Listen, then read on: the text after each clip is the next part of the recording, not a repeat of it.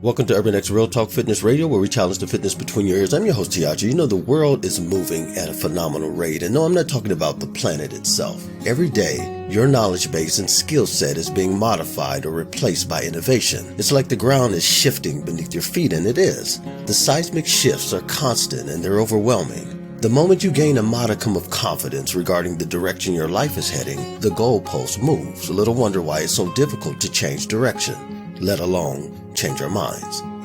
But change is formidable. It's hard. To many, it's scary. Trust me, I get it. Look, I've been a life coach and master trainer for decades, and I can assure you that the only mountain standing in the way of every client's results was the mountain called change. So what about effort or desire? Well, every client brought effort or desire to the table. Did they bring max effort or desire? Of course not. That's what they hired a trainer or a coach for to begin with. Either running from their fear of change or confronting it head on was the only difference, however, between them achieving success or failure.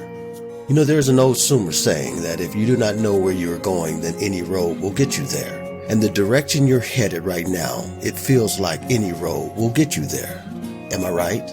Most days it feels like you're spinning your wheels, doesn't it? Especially now.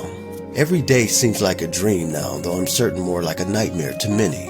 Every day seems like Groundhog's Day, like deja vu. After all, how many movies can you watch or shows can you binge on? How many times can you redecorate or clean your house? Lowe's and Home Depot's parking lots are overbrimming with DIY hopefuls. Why? Because you no longer feel as if you have anything to do. You feel isolated, disconnected, irrelevant. But why? What changed? The world may have changed and you may have changed with it, but is that the direction you intended to go? Have you adapted to the changes or adopted them as your own? Now don't get me wrong, I'm not here to critique either choice, but one thing I do know, you can either choose to be dependent and move with the crowd or independent and move in a different direction. After all, the landscape has changed. Now none of us ever thought the entire society, indeed the world, would shut down. Nevertheless, that doesn't give you an excuse to shut your dreams down, or desires, or to lower your hope meter. One of the lessons we should have learned before COVID-19 is that when change comes, we cannot afford to choose bitterness over the choice of getting better. We cannot afford to become distrustful and apathetic towards one another because we think that person or persons might either have the virus or that they might be asymptomatic carriers of it. Are we losing our compassion for those less fortunate or for the sick? Sure, the future seems uncertain, but even an indefinite future leaves you and me with choices.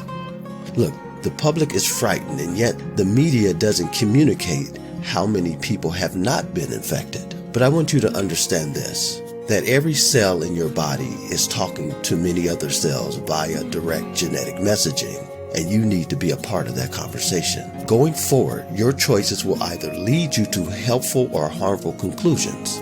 Now, ironically, our cells naturally make the right choices each and every moment. So how can we do the same?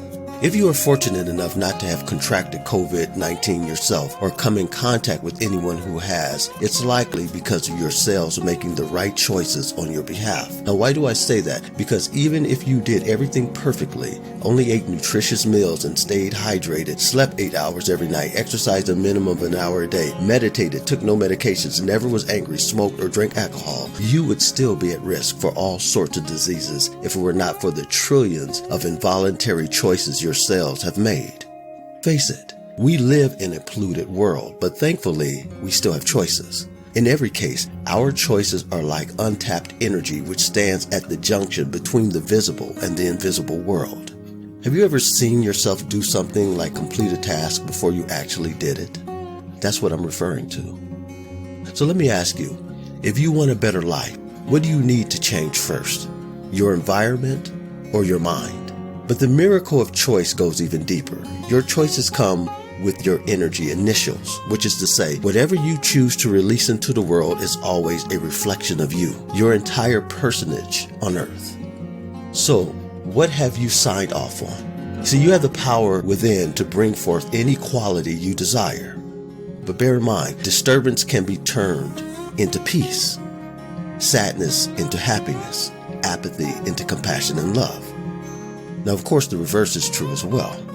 Modern medicine may learn everything there is to know about viruses like COVID-19, but will that in itself make the world more hospitable?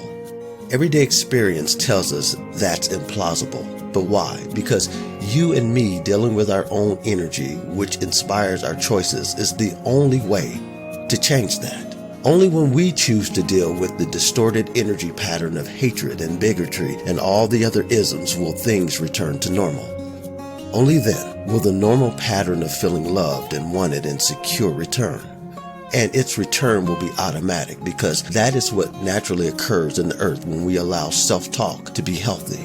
That is when we no longer see ourselves as the potentially sick patient, but rather as the healer. Dear friends, I wish above all things that you prosper just as your soul prospers. You've been listening to Urban X Real Talk Fitness Radio with your host Tiaja. Until next week, as always, walk in health and peace.